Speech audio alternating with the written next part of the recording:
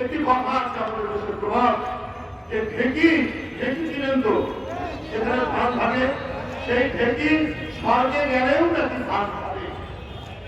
আর এখন দেখি ঢেকি নরকে গেলেও ধান ভাগে। শেখ হাসিনা পালিয়েছেন 5 তারিখে, যে শেখ হাসিনা তার যুবলীগ ছাত্রলীগকে নানা প্রলোভন দিয়েছেন, আশ্বাস দিয়েছেন, তোমরা নামো, তোমরা প্রতিহত করো। প্রতিহত মানে তোমরা গুলি করো, তোমরা হত্যা করো, এর ফ্রি লাইসেন্স দিয়েছে শেখ হাসিনা।